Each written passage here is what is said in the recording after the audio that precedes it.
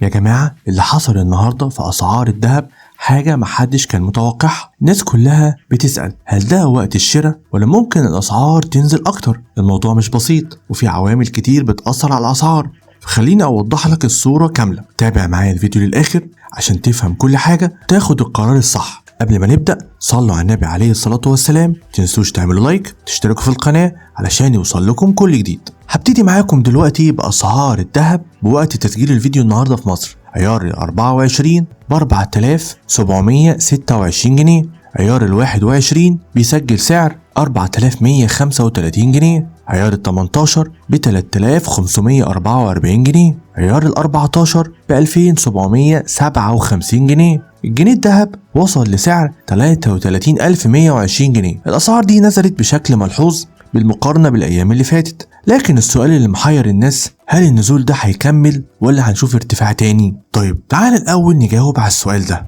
ليه الذهب بينزل ويطلع كده؟ أسعار الذهب مش بتمشي كده وخلاص، في أسباب كتير بتأثر عليها زي التضخم العالمي. كل ما التضخم زاد الناس بتجري على الذهب كملاذ آمن. السياسات الاقتصادية زي الضرائب والرسوم الجمركية اللي بتحطها الدول على الواردات والصادرات. أسعار الدولار، كل ما الدولار يزيد ويرتفع في سعره الذهب يقل والعكس صحيح. البترول، سعر الذهب مرتبط بأسعار البترول، ده واضح جدا في السعودية كمان اللي ممكن يحصل فيها ارتفاع في أسعار الذهب بسبب زيادة أسعار البترول عالميا. السياسة العالمية، أي توتر سياسي أو أزمة اقتصادية بتخلي المستثمرين يلجأوا للذهب لحماية فلوسهم. في بقى كلام مهم جدا جاي من مجلس الذهب العالمي وبيقول لنا توقعات لمستقبل الذهب إن شاء الله. مجلس الذهب العالمي أعلن أخيرا إن في زيادة في التدفقات النقدية لصناديق الاستثمار في الذهب للأسبوع الثالث على التوالي بارتفاع 7.6 طن، وده دليل قوي إن المستثمرين شايفين إن الذهب لسه ملاذ آمن. كمان لازم أتكلم دلوقتي معاكم عن تأثير ترامب والتجارة العالمية على أسعار الذهب.